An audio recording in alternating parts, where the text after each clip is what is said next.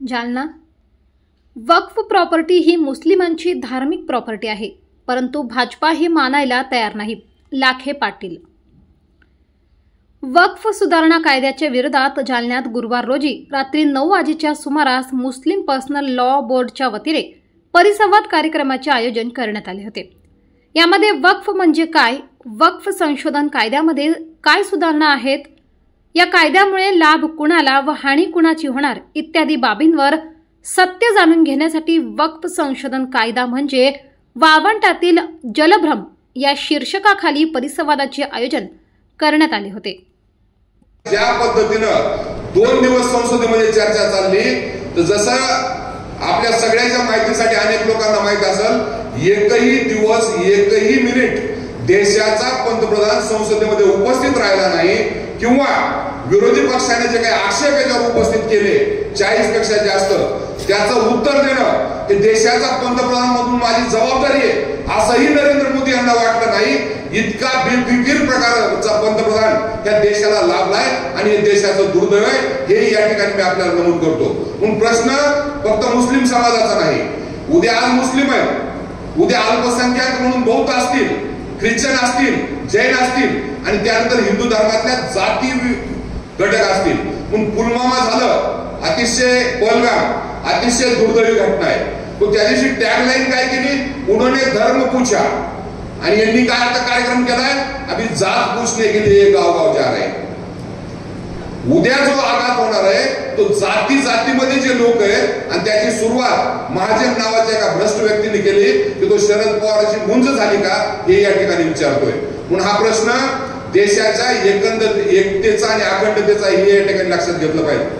जी काही गंगा जमुना तहजीब आहे त्यामुळे हा देश एक आहे आणि आपण या ठिकाणी एक राहतो, ती यांना उद्ध्वस्त करायची, देशाची आणखीन एक फाळणी करण्याचे षडयंत्र आहे आणि त्याची सुरुवात वक्फ बिलापासून या ठिकाणी केलेली आहे। आणि सुदैवानं ज्यावेळेस संजीव खन्ना यांनी हा प्रश्न विचारला, त्यानंतर देशाचे उपराष्ट्रपती जे संविधानिक पदावर बसलेले आहेत, त्यांनी स्वतःच्या पदाची गरिमा न ठेवता न राखता सर्वोच्च न्यायालयाच्या न्यायमूर्तीवर टीका करायचा प्रयत्न केला, एकदा नाही वारंवार प्रयत्न केला।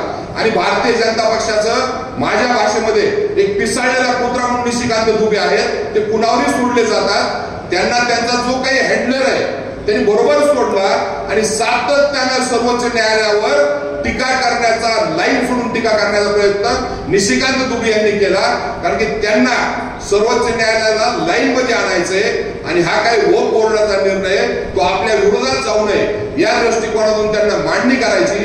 म्हणून सर्वोच्च न्यायालयासारख्या घटनात्मक संस्थेवर सुद्धा आरोप करायला कमी पडत नाहीत, कमी करत नाहीत, कारण की त्यांना हे पक्क माहिती आहे आज की संसदेमध्ये जो कायदा आपण केलेला आहे तो भारतीय संविधानानुसार हा कायदा नाहीये, भारतीय घटनेप्रमाणे हा कायदा नाहीये।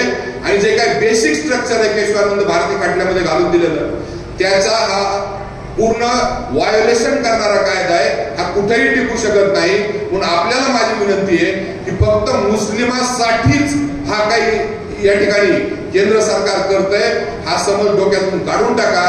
यांचा आघात हा प्रत्येकावर होणार आहे आणि त्या दृष्टिकोनातून आपण आजपासूनच एक बांधणी अशी केली पाहिजे की जे जे टार्गेटेड वर्ग आहेत त्या सगळ्या वर्गाला एकत्र घेऊन हा लढा उभारला पाहिजे। संसदेत सुद्धा आणि राज्यसभेत सुद्धा आम्ही मुस्लिम समुदायावर होतो आणि रस्त्यावर सुद्धा जी लढाई या राज्यामध्ये किंवा देशावर लढली जाईल त्यामध्ये आम्ही तुमच्या बरोबर आहे, एवढंच सांगण्यासाठी मी या ठिकाणी आलेलो आहे।